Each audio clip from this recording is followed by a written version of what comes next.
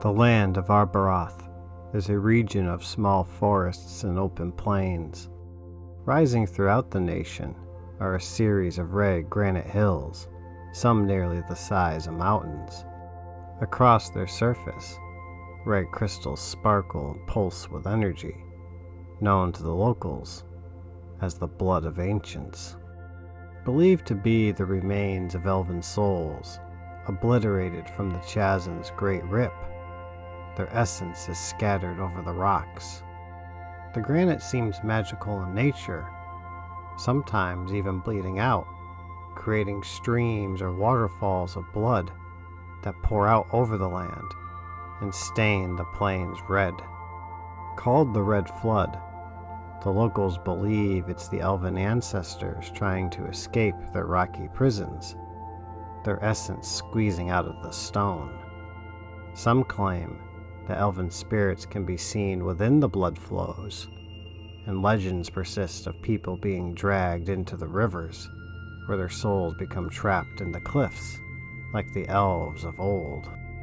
While considered unnatural, the dwarves of Arbroath are forced to build with the red granite, having little else to use for their strongholds. They fear it leaves their buildings cursed, and the spirits of angry elves may roam the halls, grabbing victims, pulling them within the walls. To repel the spirits, the dwarves try praying to them to bring peace, or place offerings of food and incense at small chapels within the stronghold. While the dwarves' intentions are good, most of the time they use mirrors, believing it will reflect the spirits either back into the walls or shatter their souls upon being reflected in the glass.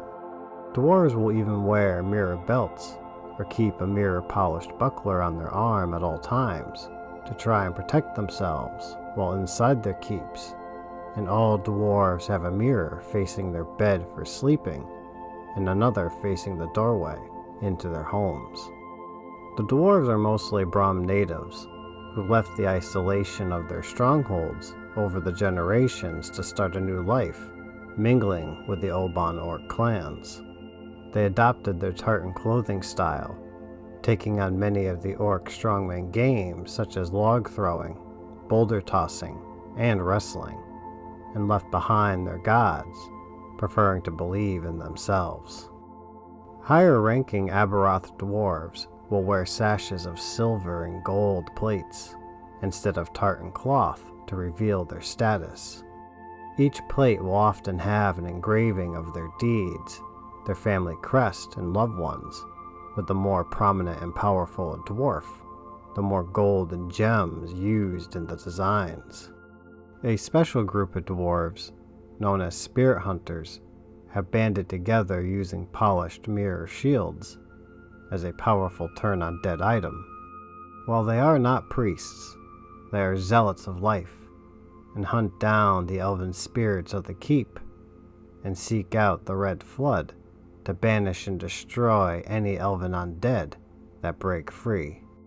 They are known by their signet ring, a polished glass ring that can emit beams of holy energy, made from enchanted glass coated in their own blood.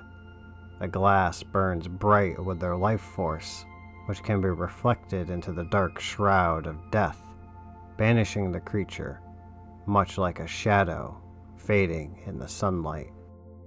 They are called upon by other nations to banish roaming banshees and help ward off undead, and unlike their cousins, who mostly keep to their strongholds, they have no problem fighting the hordes of the cold and dark mountains. Like many across Earlthed, keeping the passes open, the trade alive, is vital for survival. For more information on ways to banish the undead, please refer to the Necromancy Codex, the Cursed Wards, the 666 Ways to Defeat Death.